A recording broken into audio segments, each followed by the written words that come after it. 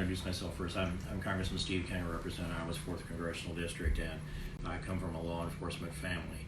And I've served on the Judiciary Committee for 16 years. I'm the former chairman of the Constitution Committee, and I carry a Constitution in my pocket every day that I have a jacket on. I've done that for years and years because it is the supreme law of the land. I care a lot about the rule of law, and my activities involving in all of my legislative life has been about supporting the rule of law.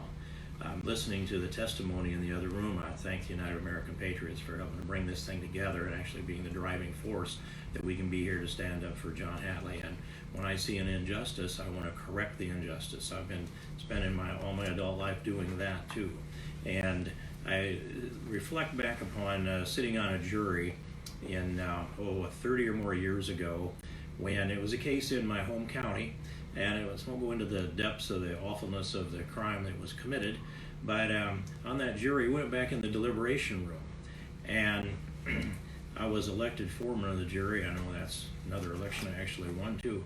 And then the first thing I said was only one person talks at a time, so everybody hears everybody else talking.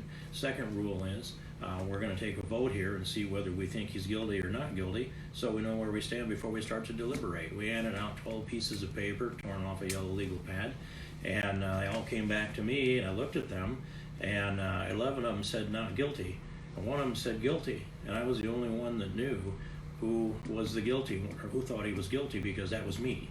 And hours later, we convicted him and sent him off to prison. I believe in the rule of law. He did confess when he went off to prison, and he was guilty.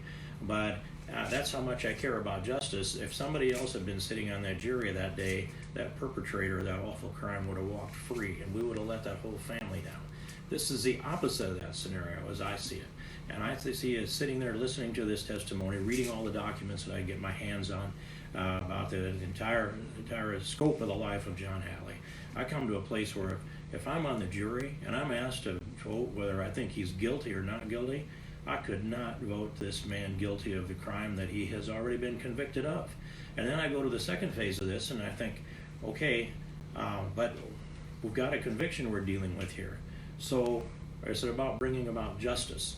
Well, is justice putting a man and incarcerating him again for another 15 years or more for a crime without victims, a crime without any physical evidence of any kind, no brass on a location, no blood on the location, no bodies in the canal, no bodies at all, no reports of anybody missing, no family members said they lost anyone out of 4 people. So when I put that all together, the justice can be served here, but it can be served with a parole for John Hatley and let him go back with honor to his home. And when I listened to his brother-in-law Ricky testify, and I got that message from the home community, and 15 or 16 churches dedicating their Wednesday night services to pray not only for John Hatley and his family and his return, but for the wisdom of the board. That tells me a lot about the community he comes from, the community that he is a leader in even now, and he'll continue to be our leader, and he needs to be released.